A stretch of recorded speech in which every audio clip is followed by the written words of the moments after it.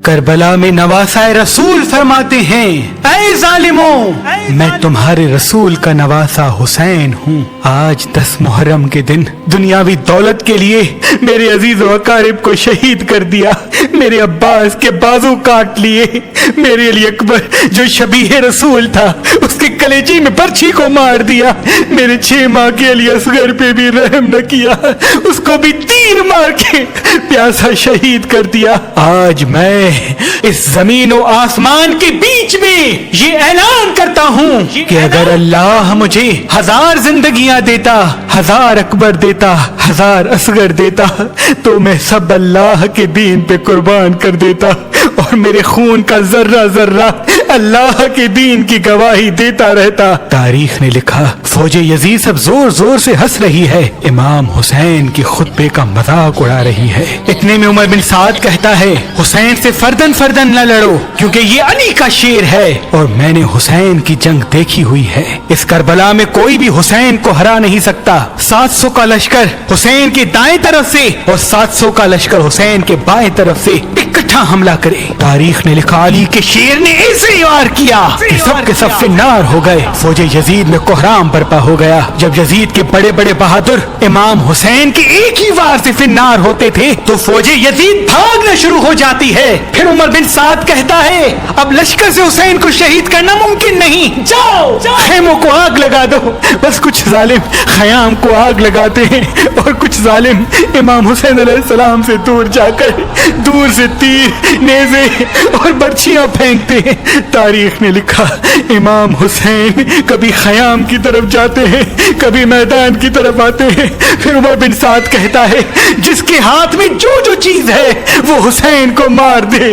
جس کے پاس نیزے تھے اس نے نیزے مارے، جس کے پاس تلواریں تھی وہ دور سے تلواریں مارتا رہا، جس کے پاس تیر تھے وہ امام حسین کا نشانہ لے کے تیر مارتا رہا۔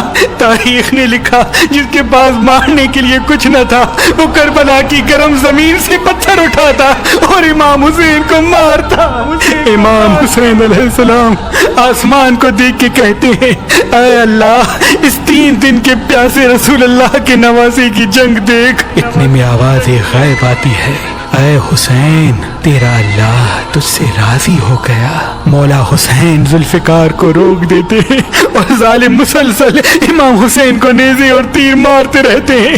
اتنی دیر میں ایک ظالم امام حسین علیہ السلام کو پیٹھ میں ایسا نیزہ مارتا ہے کہ آپ گھوڑے کی زین سے زمین پہ آ جاتے ہیں۔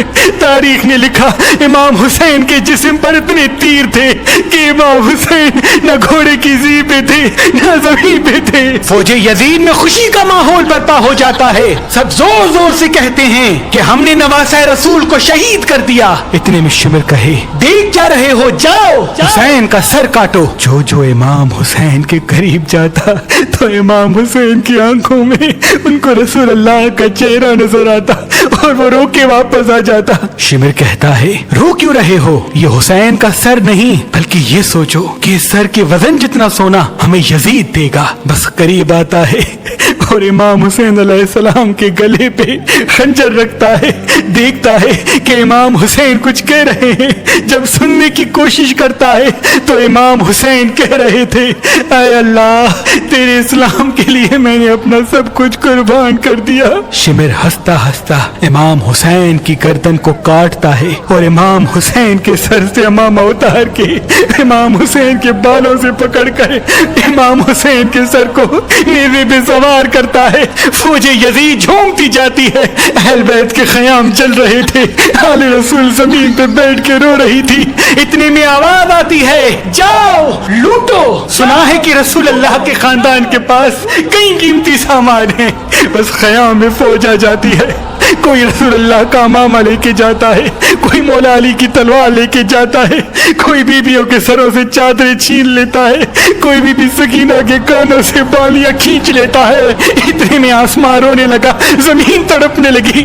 امام سجاد نے جب دیکھا کہ زمین اپنی جگہ چھوڑ رہی ہے، آسمان پھٹنا چاہتا ہے، تو آپ نے سجدے میں سر सर रखा और अल्लाह का शुक्र करना शुरू कर दिया कि ऐ अल्लाह तेरा शुक्र है कि तूने आसमान पैदा किया, ऐ अल्लाह तेरा शुक्र है कि तूने जमीन को बिछाया, ऐ अल्लाह अपनी नेमतों को तमाम न करना, इन थोड़े से इंसानों की सजा आने वाली पूरी इंसानियत को न देना। इमाम सज्जाद सजदाए शुक्र कर रहे हैं और वहाँ फौज यजीद इमाम हुसैन के लाशे को पामाल करने की तैयारी कर रही है।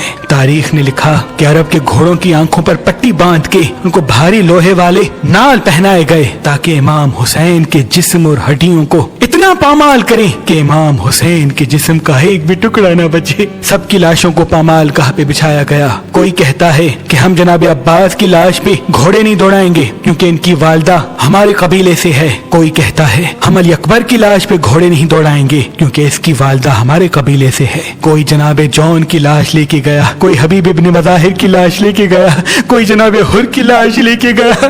तारीख ने लिखा सबकी लाशें हटने लगी, सिर्फ करबला की गर्म जमीन पे इमाम हुसैन की लाश पड़ी रही।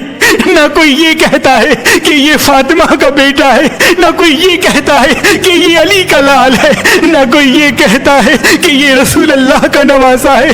बस घोड़े इमाम हुसैन की लाश को पामाल करना शुरू करते हैं। तारीख ने लिखा घोड़ों को इस तरह से दौड़ाया गया कि इमाम हुसैन की पसलियां टूटने लगी, इमाम हुसैन का सीना और पुश्त एक साथ हो गए, इमाम हुसैन की हड्डियां और गोश्त जमीन करबला पे बिखरने लगा। इतने में एक शेर आता है, वह सिपाही शेर की आवाज सुन के भाग जाते हैं। बस इमाम हुसैन की लाश को पामाल करने के बाद फौज यजीद जश्न मना रही थी और आले रसूल जले हुए खयाम की राख पर ज़ारो कतार रो रही थी।